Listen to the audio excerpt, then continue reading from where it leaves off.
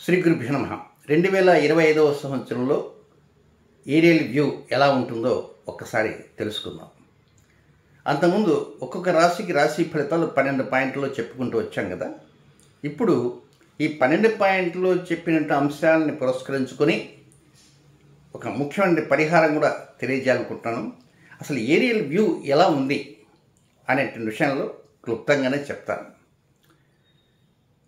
ఇక 2025 అనగానే సహజంగా ఈ సంఖ్యాశాస్త్రం ఏం చెప్తారంటే 2 + 0 + 2 + 5 ఇవన్నీ 9 వచ్చింది, అది ఇది ఏదో వారు చెప్పుకుంటూ వస్తారు వాళ్ళ ప్రొఫెషన్ ప్రకారంగా.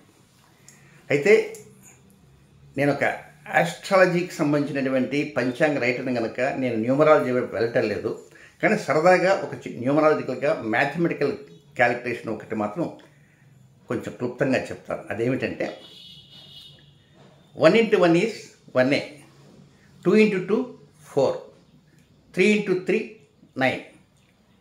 మామూలు మ్యాథమెటిక్స్లో 2 స్క్వేర్ అంటారు. 2 స్క్వేర్ అంటే 2 × 2, 2 క్యూబ్ అంటే 2 × 2 × 2, 3 స్క్వేర్ అంటే 3 × 3 9.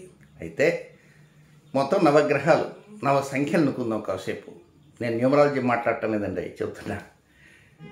ఇక ఒక చిన్న విశేషం ఏంటంటే 1 2 3 4 5 6 7 8 9 ఈ 9 అంకెలతో ఒక ఈక్వేషన్ లాగా చెప్తాను. 1 square plus 2 square plus 3 square plus 4 square plus 5 square plus 6 square plus 7 square plus 8 square plus 9 square is equal to 2025. సరదాగా చెప్పుకోండి, అంతకుమించి దీంట్లో ఏమి ధూప ముక్క తెగదు.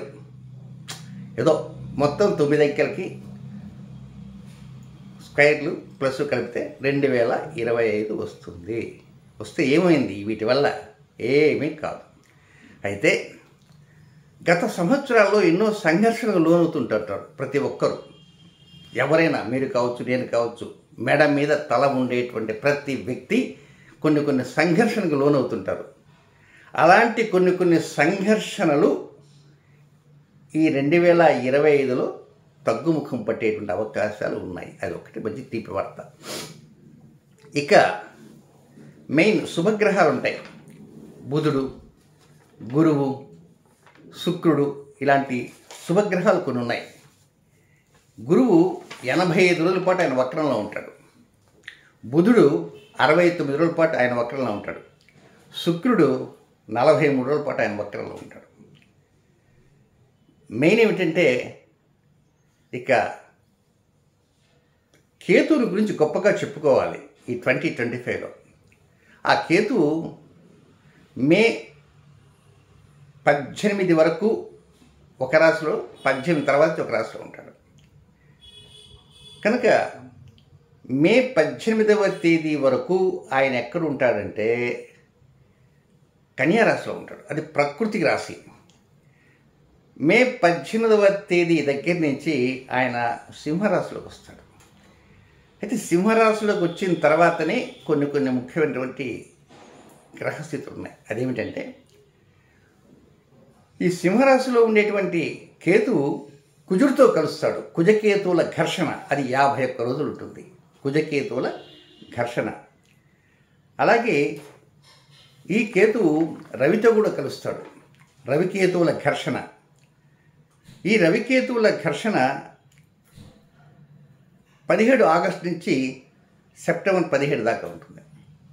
ఇందాక చెప్పినటువంటి కుజకేతువుల ఘర్షణ జనవరి 28 నుంచి మే 18వ తేదీ జూన్ 7 నుంచి జూలై 28 దాకా ఉంటుంది. ఇది 51 రోజులు. మూడవ సంఘర్షణ ఉంది, అది శుక్రకేతు సంఘర్షణ. అది 15 సెప్టెంబర్ నుంచి 9 అక్టోబర్. సో టోటల్గా 51 రోజులు కుజకేతు సంఘర్షణ, 31 రోజులు రవికేతు సంఘర్షణ, 24 రోజులు శుక్రరాహు సంఘర్షణ, శుక్రకేతు సంఘర్షణ.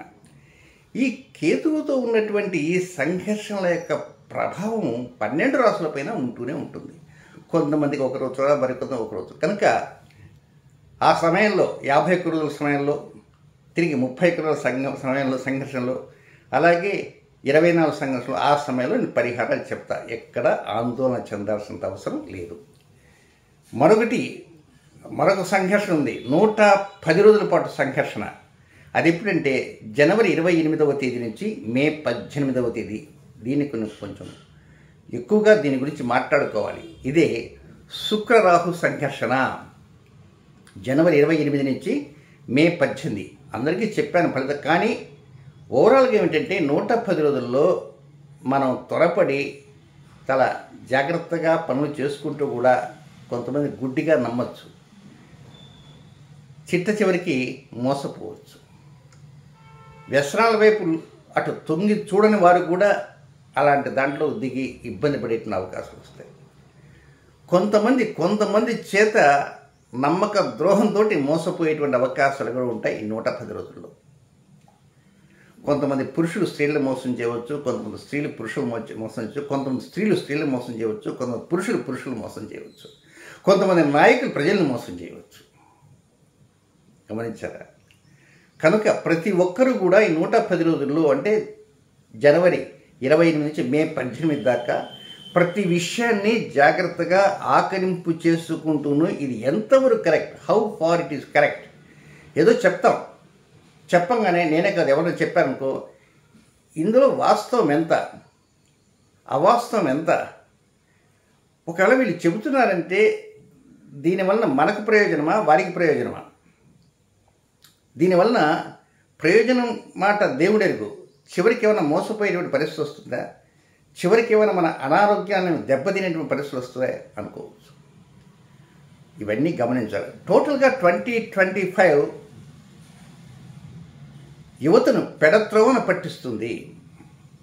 ఇది 100% వాస్తవం. కనుక ఆయా తల్లిదండ్రులు వారి సంతానాన్ని కట్టుదిట్టమైనటువంటి ఏర్పాట్లతో ఉండాల్సిన అవసరం ఉంది. ఇక స్త్రీ రాజకీయ నేతలకి గడ్డు రోజులు.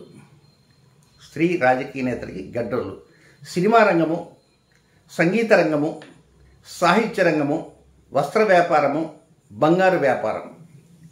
వన్స్ అగైన్ రిపీట్ చేస్తాను. సినిమా రంగం, సంగీత రంగం, సాహిత్య రంగం అండ్ వస్త్ర వ్యాపారము, గోల్డ్ బిజినెస్, వీటిల్లో కొంత వ్యవహారాలు, తెరచాటు వ్యవహారాలకి కొంత ఇబ్బందులు పడేటువంటి అవకాశాలు ఉంటాయి. ఇక రాజకీయ నేతలకు కొంచెం గడ్డు రోజులు ఉంటాయి. ఎప్పుడూ ఉంటాయి గడ్డు రోజులు, వాడు వీడిని వాడిని. కానీ 2025లో కొంత రాజకీయ పరంగా అనేక రకమైన కీలక మార్పులు వస్తుంటాయి. ఒక్కోసారి పదవిలో ఉండేవారిని కూడా ఏదో ప్రకారంగా వారిని దెబ్బ కొట్టాలా అనేటువంటి వారు కూడా కొంత ఎక్కువగా ఉంటారు. నమ్మశక్యం కాని రీతిలో దెబ్బలు తినేటువంటి రాజకీయ నేతలు కూడా ఎక్కువగా ఉంటారు. రాజకీయ నేతలపై ప్రజలు కూడా నిరసనలు తెలిపేటువంటి పరిస్థితి వస్తుంది. కేవలం ఆంధ్రప్రదేశ్, తెలంగాణ అనుకోకండి, నేను టోటల్గా చెప్తున్నా. రాజకీయ నేతలపైన వస్తుంది. ఇక కక్షలు, కార్పణ్యాలు ఇవి గత కంటే ఎక్కువే. సైబర్ నేరాల గతం కంటే 3 ఇంతలుగా ఉంటాయి. ఇక 85 రోజులు అని చెప్పాను. 85 రోజులు అంటే జనవరి 1 నుంచి ఫిబ్రవరి 4 వరకు, తిరిగి నవంబర్ 11 నుంచి డిసెంబర్ 31 వరకు. ఈ సమయంలో వివాహ నిర్ణయాలలో చాలా ఆచితూచి అడుగులు వేయాలి. ఇది అందరికీ, అన్ని రాసుల్లో వారికి వివాహ నిర్ణయాల్లో 85 రోజులు ఆచితూచి అడుగులు వేయాలి. ఇక మరొకటి ఏంటంటే, ఈ 85 రోజులనే నమ్మకంగా మనకు పని అయిపోతుందండి అని గట్టిగా అనుకుంటే అది 100% అది అట్టర్ ఫెయిల్ అయ్యే అవకాశం ఉంటాయి. అలాగే కొన్ని కార్యక్రమాలు, అది ప్రభుత్వం ద్వారా అయ్యేవి కావచ్చు, మనం చేస్తున్న అది కూడా నమ్మకంగా కార్యజయం అయ్యి చిట్ట స్థాయి వరకు వస్తుందనుకుంటే అది చిట్ట ఎక్కడో బ్రేక్ పడేసి అది దానికి విఘాతాలు కలిగేటువంటి అవకాశాలు కూడా ఉంటాయి. ఇక యువత సంగతి చెప్పాను కదా, కొంచెం వాళ్ళు తమ యొక్క బాధ్యతని మర్చిపోతారు. ఇక నెక్స్ట్ మరొకటి ఏంటంటే, ఒక 55 రోజుల పాటు కొంత వ్యతిరేకతలు అనేటువంటివి ఉన్నాయి. అది జనవరి దగ్గర నుంచి ఫిబ్రవరి 28 దాకా కొన్ని వ్యతిరేకతలు, శత్రుత్వాలు ఇవన్నీ ఉంటాయి. నెక్స్ట్ చివరి గ్రహస్థితి ఏమిటంటే ఉగాదికి ముందు రోజు నుంచి ఉగాది 30 విశ్వాస ఉగాది, దాని ముందు రోజు 29వ తేదీ, ఆ 29వ తేదీ నుంచి మే నెల 18వ తేదీ వరకు మీనరాశిలో స్టార్టింగే షడ్గ్రహ కూటమితో ప్రారంభమవుతుంది. ఆ రోజే ఒక సూర్యగ్రహణం. ఆ రోజు నుంచి 50 రోజుల పాటు శని రాహువుల యొక్క కలయిక ప్రభావం కూడా ఎదురెదురుగా ఉంటుంది. ఇవి ఏరియల్ వ్యూ. ఇప్పుడు ఈ మాటలు ఎందుకు చెప్తున్నాను అంటే ఆయా రాశి ఫలితాల విషయం వేరు. కొంతమంది అసలు డేట్ ఆఫ్ బర్త్స్ కూడా ఉండవు. ఇండైరెక్ట్గా వారి కోసము, మళ్ళీ ఈ రాశులు ఉన్న వారి కోసము ఫైనల్గా చెప్పాలంటే ఒక తీపి వార్త. మీరు 2024 దాకా సంఘర్షణలు పడుతూ ఉన్నారు. ఇలాంటి సంఘర్షణలకి చెక్ పడటానికి అవకాశాలు రాబోతున్నాయి. అవకాశాలు ఇవ్వబోతున్నారు. ఎవరు? మీకు అనుకూలంగా ఉండేవారు కావచ్చు. మీరు ఎవరి ద్వారా సంఘర్షణ మీరు పడుతున్నారో అలాంటి సంఘర్షణకి కొంత చెక్ పడుతుంది. అదొక మంచి తీర్పు. కనుక ఆ సంఘర్షణ తగ్గితే చాలు. సో ఏదేమైనప్పటికీ సింహరాశిలో కుజకేతు సంఘర్షణ, రవికేతు సంఘర్షణ, శుక్రకేతు సంఘర్షణ కొంచెంగా మనసుని కొంత ఇబ్బంది పెట్టే గనక ఆయా సమయాలలో నేను పరిహారాలు చెప్తాను. ఇంకా ఇంకోటి ఉంటుంది. అదేమిటంటే గ్రహమాలిక యోగాలు జూన్ నెల, జూలై నెల, మే నెలలో ఒక గ్రహమాలిక, జూన్లో మరొక గ్రహమాలిక, జూలైలో మరొక గ్రహమాలిక ఉంది. ఈ గ్రహమాలిక యోగాల్లో కొంత ప్రతి వ్యక్తి మీద మతిమరుపు అనేటువంటి ప్రభావాన్ని చూపిస్తుంటుంది. ప్రతి వ్యక్తి మీద ఉంటుంది మతిమరుపు. ఆ 3 నెలలే వారు గొప్ప విద్యావేత్తలు కావచ్చు. ఇప్పుడు అవధానం చేసేవారు ఉంటారు, సహస్రావధానం చేస్తుంటారు, శతావధానం చేస్తుంటారు. ఇలాంటి అవధానాలు ఉంటారు. వారు ధారణ చెప్తారు, వారికి ప్రశ్నిస్తారు, వీరికి ప్రశ్నిస్తారు, వీరికి ప్రశ్నిస్తారు, వారికి పద్యం చెప్తారు, వీరికి పద్యం చెప్తారు. అవధానాలు ఇలాంటి పద్యాలు చెప్తూ చిట్ట చివరిలో అన్ని వరుసగా ఏమడిగాడు దానికి 4 పాదాలు చెప్తారు. ఈ విధంగా చెప్పేటప్పుడు ఈ గ్రహచార స్థితిగతి కొద్దిగా ఆయా వ్యక్తులపైన ఉంటుంది. అప్పచెప్పాలి కదా ధారణ, కొనుక్కు జాగ్రత్తగా. మరి అలాంటి ధారణ దెబ్బతిందంటే ఆ వేదిక మీద కొంత కీర్తి ప్రతిష్టలు భంగకరంగా అవుతుంది. కనుక నా సీనియర్ అడ్వైజ్ ఏంటంటే ఇట్లా శతావధానం, ద్విశతావధానం, సహస్రావధానం, అష్టావధానం చేసేవారు దయచేసి మే నెల, జూన్ నెల, జూలై నెలలో ప్రోగ్రామ్స్ పెట్టుకోకుండా ఉంటే చాలా మంచిది. అయితే అది గ్రహమాలిక యోగం 2 రోజులు 3 రోజులు కదా అంటే, అయినప్పటికీ మే నెల 1 నుంచి జూలై 31 దాకా ఉంటుంది. కనుక వారికి మాత్రం ఒక చిన్న సలహాగా ఇస్తున్నాను. ఏదో చిన్నవాడిని, నాకు తెలిసినటువంటి జ్యోతిష విద్య ప్రకారం చెప్తున్నాను. వారి విద్యలకి నేను దూరంగా ఉండే వ్యక్తిని. ఫైనల్గా పరిహారాల ప్రక్రియ. పరిహారాలు అనేటువంటి మొట్టమొదటి నెలలోనే ఒక పరిహారం, చక్కటి పరిహారం ఉంది. అది జనవరి 25వ తేదీ. ఆ పరిహారం శనివారం నడుస్తుంది. అయితే జనవరి 3వ తేదీ, ఇప్పుడు ఈ వీడియో 2వ తేదీ కదా వస్తుంది కదా, ఇది 1వ తేదీ అప్లోడ్ చేయకుండా నేను చేయడానికి అవకాశం లేకుండా పోయింది. ఇక 3వ తేదీ సాయంత్రం, అది శుక్రవారం సాయంత్రం, సూర్యుడు అస్తమించిన తర్వాత నైరుతి దిశలో శుక్రుడు, చంద్రుడు, వీరిద్దరు శత్రువులు. మేఘాలు లేకుండా ఉంటే ఏదో ఒక సమయంలో సూర్యుడు అస్తమించిందా కనపడతారు. కనుక చక్కగా ఆ నెలవంకలా కనబడుతుంది. పైనది ఇది కొంచెం పైన, ఇది అంటే ఒకవైపు నుంచి చూస్తే ఒకటి పైనగా ఉంటుంది, ఒకటి కిందగా ఉంటుంది. ఇంకోవైపు నుంచి చూస్తే ఇంకోటి పైన, ఇంకోటి కిందగా ఉంటుంది. ఏదైనా దగ్గరగా ఉంటారు. కనుక మెలమెల మెరిసేటువంటి నక్షత్ర ఆకారంలో శుక్రుడు ఉంటాడు, నెలవంక రూపంలో చంద్రుడు ఉంటారు. కనుక ఆయా 2 గ్రహ దేవతలకి నమస్కారం పెట్టుకుంటూ ప్రార్థనాపూర్వకంగా చెప్పండి, ఈ 2025 చక్కగా ముందుకు తీసుకొని పోవాలా ఓ గ్రహదేవతలారా అని. ఇలాంటి నివేదనలు ఏమీ అవసరంగా పాద ప్రక్షాళన చేసుకోండి. తిరిగి అలాంటి స్థితే ఫిబ్రవరి 1వ తేదీ. ఇది మొదట వచ్చేది ఉత్తరాయణంలో ముందుగా వస్తుంది. అది ఉత్తరాయణం ప్రారంభమైన తర్వాత వస్తుంది. ఇక జనవరి 5వ తేదీ అది వేపాకు స్థానం గురించి చెప్పాను. సరే, జనవరి 25వ తేదీ 5 గ్రహాలు బుధుడు, గురువు, శుక్రుడు 3 కూడా మిలమిలలాడే నక్షత్రాల రూపంలో ఉంటే అందులో శుక్రుడు కొంచెం బాగా మెరుస్తుంటాడు. దానికి పక్కనే చిన్నగా శని, దానికి పక్కనే కుజుడు లైట్ రెడ్డిష్ కలర్లో ఉంటాడు. ఈ 5 గ్రహాలు కూడా ఒక వరుసలో కవాతు జరుగుతున్నట్టుగా పోలీసు వారు కవాతు చేస్తుంటారు, లెఫ్ట్ రైట్. ఆ విధంగా ఈ 5 గ్రహాలు ఉంటాయి. కనుక 5 గ్రహాలని 25వ తేదీ సూర్యుడు అస్తమించిన తర్వాత 1 గంట అరగంట అటు ఇటు పడమర దిశలోనే నైరుతి భాగంలో చక్కగా ఈ వీటిని చూడండి. 2-3 రోజులు కూడా కనపడతాయి. 25వ బాగా కనపడతాయి. వేకుంజామున తూర్పు వేస్తే 26 వేకుంజామున తూర్పు దిశలో కనపడతాయి. మీరు ఈవినింగ్ టైం చూడండి సూర్యుడు అస్తమించిన తర్వాత.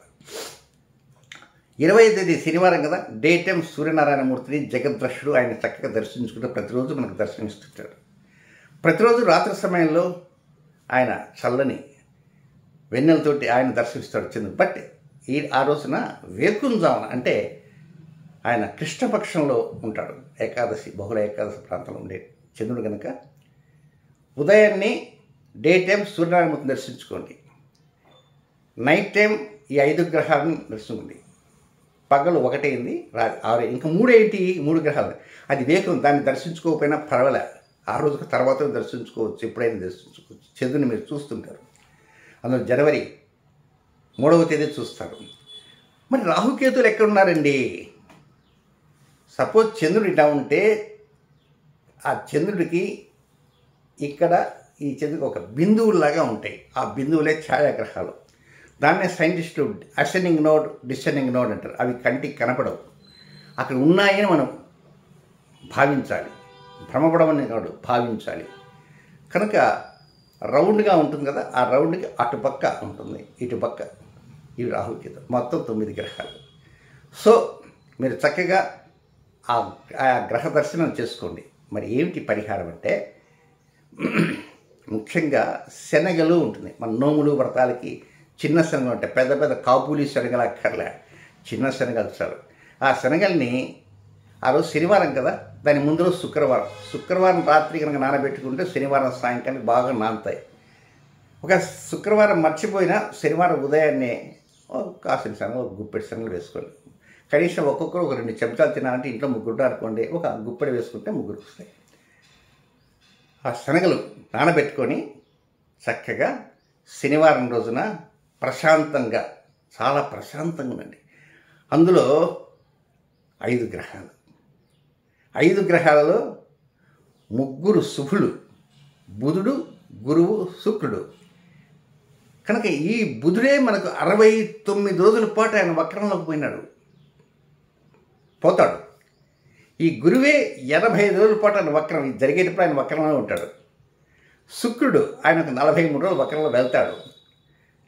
కనుక ఆయా వక్రాలు జరిగే సమయంలో మనకు అవకాశాలు తగ్గుతాయి. కనుక ఆల్రెడీ గురువు వక్రంలో ఉన్నాడు కనుక ఆ గురువుని, ఈ బుధుడిని, ఆ శుక్రుడిని చక్కగా 3 గ్రహాలని, వీటితో పాటు శని, కుజులు మనకు సమస్యలు ఇచ్చేటువంటి ప్రధాన గ్రహాల్లో రాహుకేతో శని, కుజులు.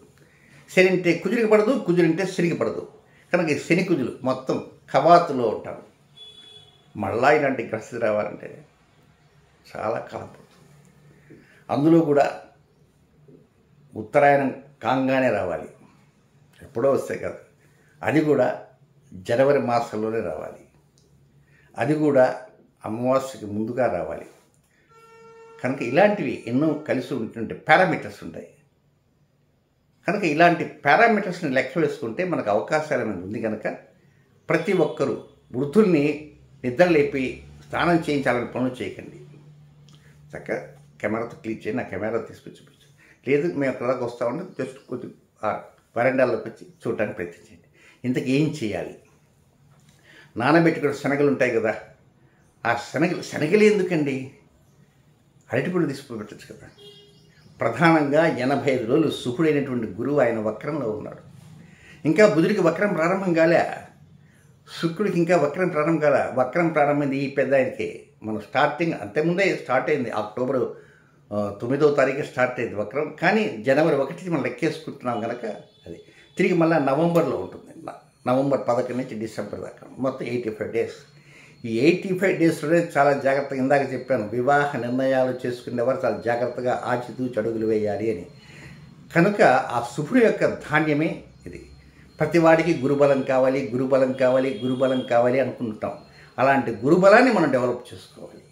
అందుకే మరీ ఎక్కువైతే అది గ్యాస్ట్రిక్ ప్రాబ్లం వస్తుంది. శనగలు ఎంతో ఒక 2 చెంచాలు నానిన శనగలు, ఉడకబెట్టినవి కదండి, నానిన శనగలు. దాంట్లో ఉప్పు పప్పు అవేమి వేయద్దు, కారాలు గీరాలు ఏమి వద్దు. శనగలు తీసి నానబెట్టుకొని ఒక చిన్న పల్లెల్లో పెట్టుకొని, ఆ పల్లెల్లో పెట్టుకొని ఆ 3 గ్రహాలు పక్కన శని కూడా ఉంటాడు, కుజుడు కూడా ఉంటాడు, ఉండని ఏ ఇబ్బంది ఏమి లే. ఈ గురువు, బుధుడు, శుక్రుడు, శని, కుజుడు. వాస్తవంగా ఈ గురువుని గురించి మనం ప్రధానంగా చూస్తున్నాం. గురువు శనికి మిత్రుడు, బుధుడు కూడా శనికి మిత్రుడు, శుక్రుడు కూడా శనికి మంచి మహామిత్రుడు. కనుక ఆ ధాన్యాన్ని పట్టుకొని ఆ 5 గ్రహాలను చూడండి. తెల్లవారుజాముండే చంద్రుడు అక్కడైనా ఏదో 9 గ్రహాలు చూసే అవకాశం వచ్చిందని చెప్తున్నాను తప్ప, ఆ రోజే అందరినీ చూసిన అవకాశం వస్తుంది. పగలు కూడా వస్తుంది, అవకాశం ఉంటే పగలు కూడా సూర్యనారాయణ వస్తుంది. అప్పుడేమి ఈ ధాన్యాలు, నారాయణ ధాన్యం పట్టుకొని వస్తారు. సాయంత్రం ఈ కవాతు జరిపేటువంటి 5 గ్రహాల కవాతు సమయంలోనే చక్కగా పట్టుకొని మీ కష్టాలు ఉంటాయి కదా, ఆ కష్టాలు ఒక్కసారి విన్నవించుకోండి.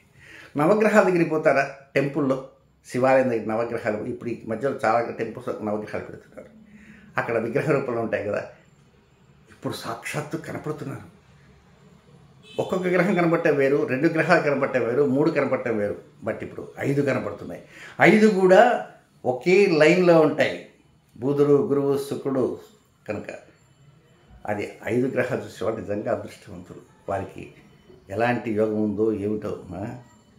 మరి మేఘావృతం కాకుండా ఈ మధ్యకాలంలో గడియ గడియకు అల్పపీడనం అనమాట, గడియ గడియకు ఆ విధంగా ఉంది. ఆ సోషల్ మీడియాలో అక్కడ అల్పపీడనం పడబట్టమే తరువాయి వెంటనే వీళ్ళు భయపెడుతుంటారు. ఇంకేముంది, మునిగిపోతుంది నెల్లూరు, ప్రకాశం, కృష్ణా, గుంటూరు, ఆ కోనసీమ తగ్గించి మొత్తం అంతా కూడా అని.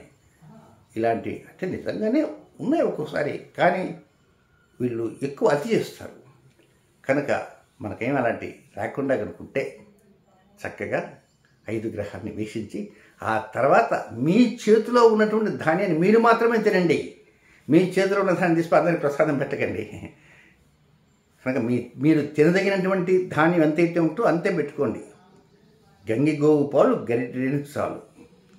కనుక లేదా కౌంట్ చేసుకుంటారా, 16 గింజలు పెట్టుకొని ఇబ్బంది లేకుండా 2 చెంచాలంటే దాదాపు అంతే, చెంచా అంటే ఇంతది, 2 చెంచాలంటే అది 16 గింజలు మేము తింటామండి. ఇబ్బంది లేదు, చక్కగా తినండి, నమస్కారం చేసుకోండి. మహాకాళి, మహాలక్ష్మి, మహాసరస్వతి అనుగ్రహం కూడా కావాలని కోరుకోండి. ఇక ప్రణతి టెలివిజన్లో చెప్పేటువంటి పరిహారాన్ని అప్పుడప్పుడు చెప్తుంటా కనుక ఆ పరిహారాలను కూడా పాటిస్తూ ఉంటే 2025లో ఇప్పుడు చెప్పేటువంటి కుజకేతు, రవికేతు, శుక్రకేతు, అలాగే శుక్రరాహు, శని వక్రగమనం, ఆయన 130 శని వక్రగమనం కూడా ఉంది. కనుక ఆ వక్రగమనం ఇలాంటి వాటి గురించి మనం కొంత అనుకూలత పొందడానికి అవకాశాలు వస్తాయి చెప్పడంలో ఎలాంటి సందేహం లేని శుభం.